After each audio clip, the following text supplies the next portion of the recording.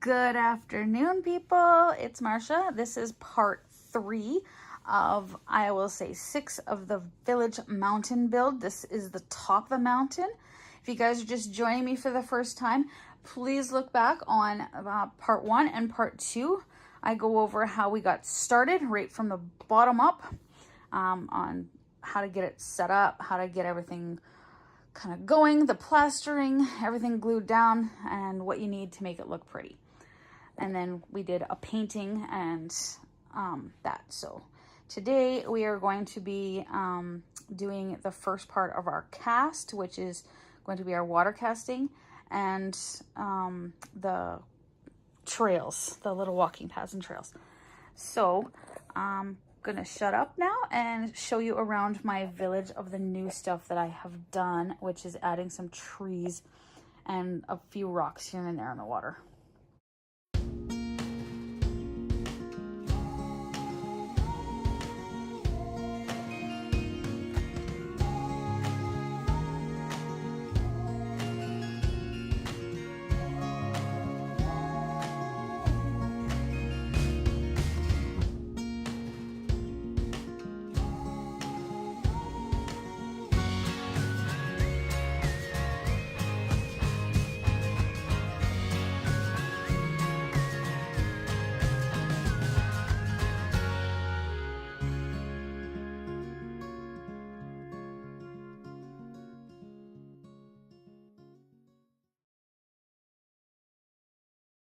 Right now we're going to concentrate on doing the footpaths, and then we'll get to the pouring because I want to get the dirt done first.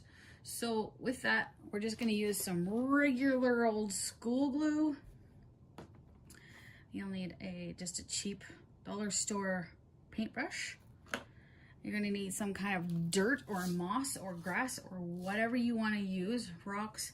I am going to be using this dirt. This is the color of dirt that I'm using for the bottom part of my village, for the sandy areas of my lake. So what I did is I put into a cup a little bit of that color. I mixed in a little bit of this dark brown, just a drop, and then I mushed it all together, let it dry out, and now I have this really pretty color. This is the color I'm going to be using for the footpaths. It's a nice brown, and I think it's going to look great. This I used is gray. It's also going to be used for some of the, like around the lakes and stuff, right along in the edges here and here. So let's get started.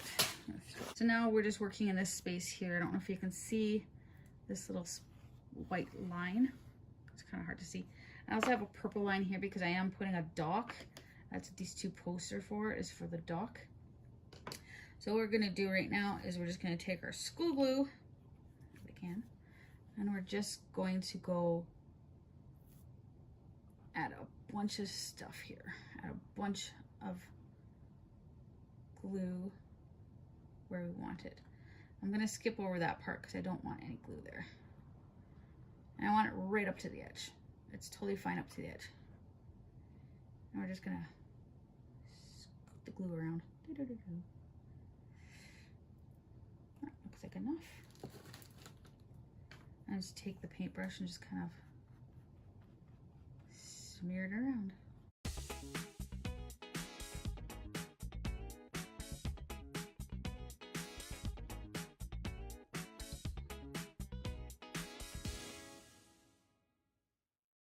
So it is pretty wet. I'm going to grab my path material. Just going to sprinkle it on. I'm going to put in quite a bit. We're just going to drop it all in. It does not matter where it goes, how it goes. Everything is dry. Everything looks beautiful.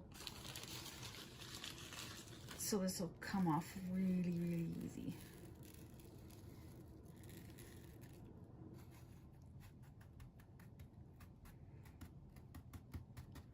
I'm just kind of patting it in, squishing it down.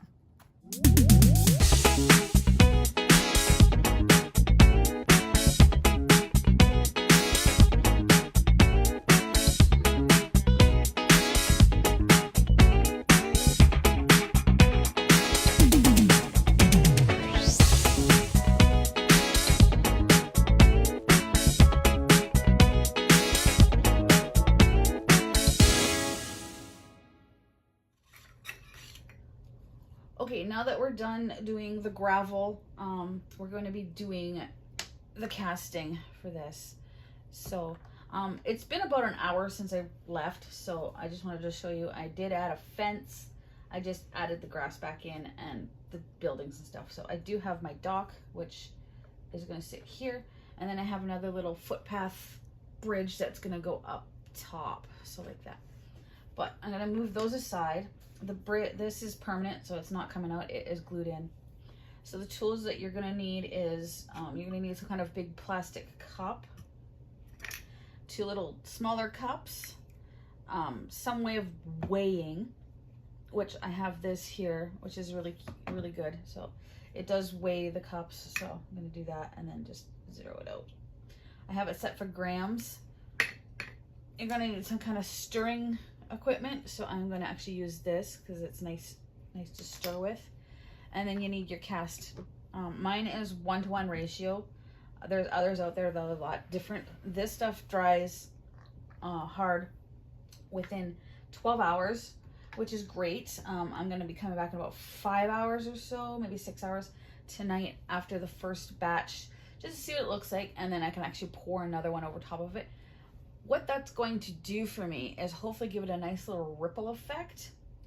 If not, I do have my ripple tools for when it gets to almost hard, but it's still kind of mushy, but not liquid. And I can use my little tools to add ripples and things like that, and add extra things.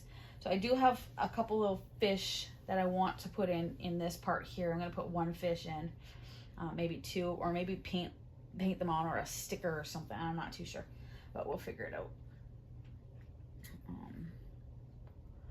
So let's get started on this. Come on. There we go. So you want to read the instructions to figure out which one's which. So there's part A, part B.